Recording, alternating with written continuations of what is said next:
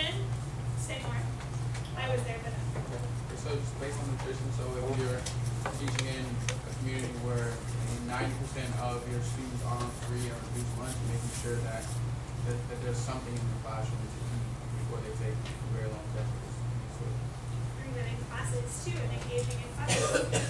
Yeah. Yeah, even in terms of, you said you're being exposed to a lot of this, there's most of that being, non-fiction. Yes. Art, can't just teach the classes. Yeah, and so what does that mean for science, humanities, and people who don't teach math or English? Thoughts? The idea that we need a lot more nonfiction.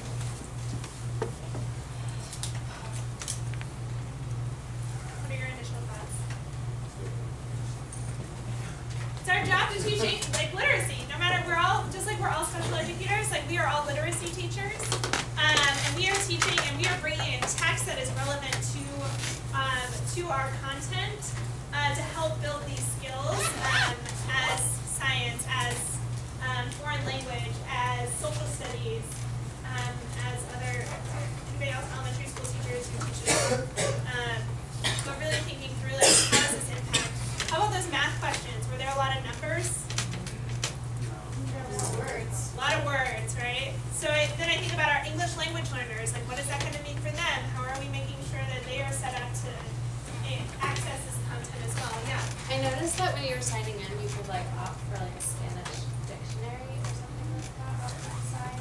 Yeah. Is that available only for math? I'm actually not sure. I don't know. I know that there are California is developing or in the process of developing ELD standards for English language learners. Yeah, John.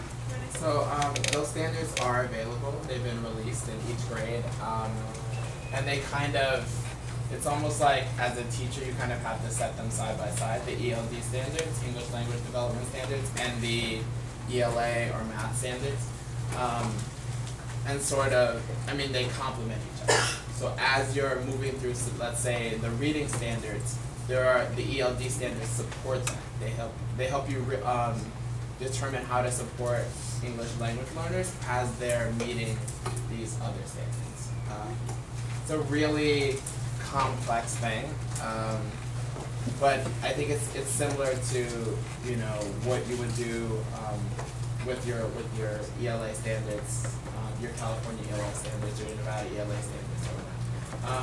Can I just give 3 resources? Really, Absolutely. 2 resources.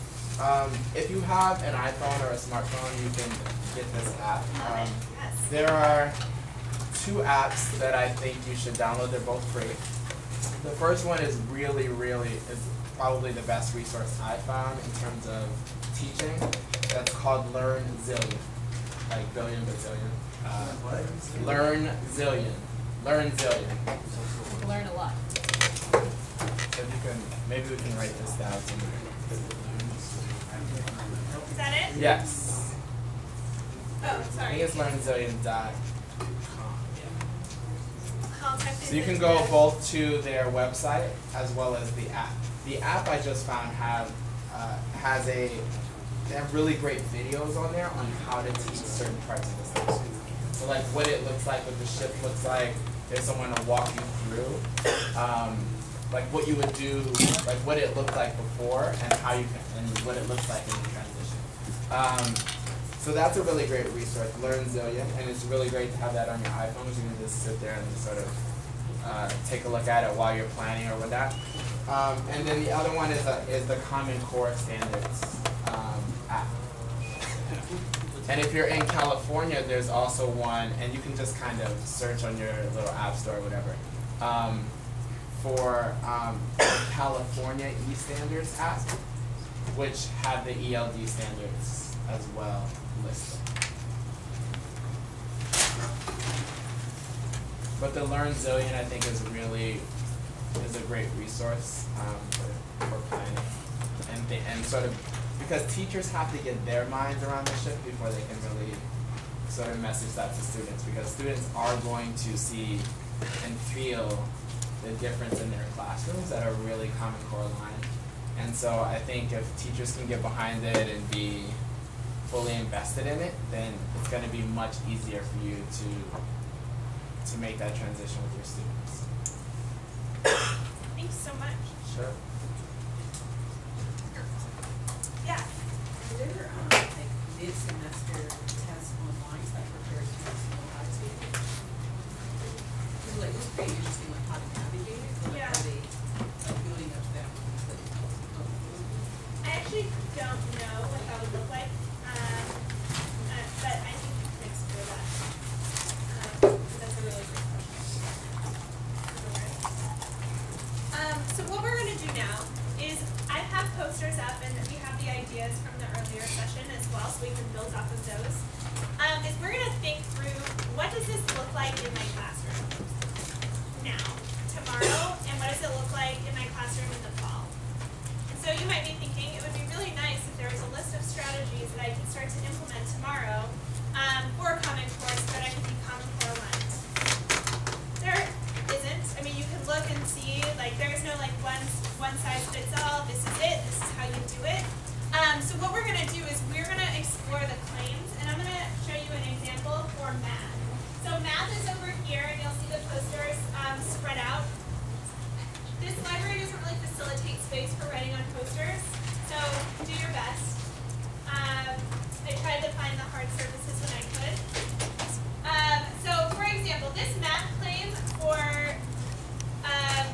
math claim number 3, communicative reasoning, and you have this all in your papers.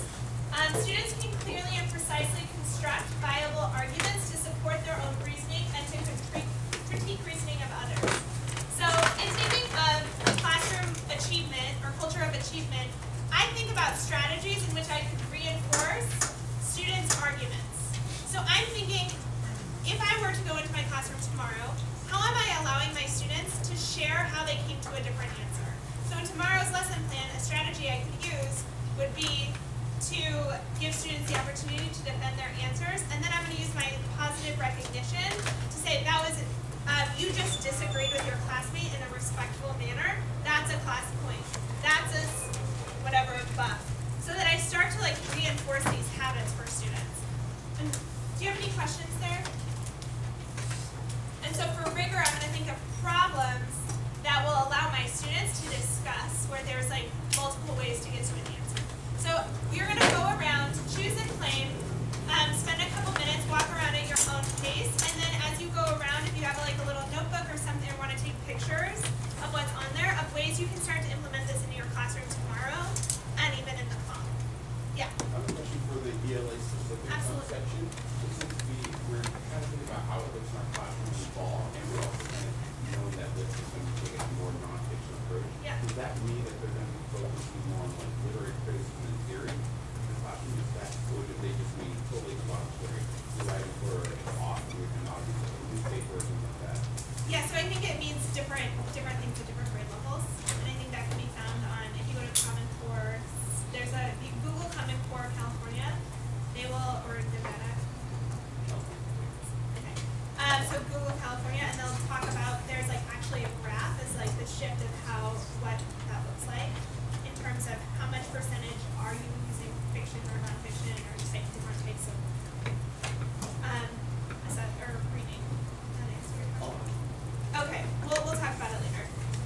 So for now, English claims are over here, and foreign language, math claims are over here. So take a marker, there's some markers at your desk, go around, talk with the people at the table, and we'll have 5 minutes to kind of start to brainstorm, and then a few minutes to go through and take notes, or you can take notes as you brainstorm at the different claims. You don't need to get through all of them, so hit a couple up and then see what else is out there. And I'll leave these up for you to explore. Go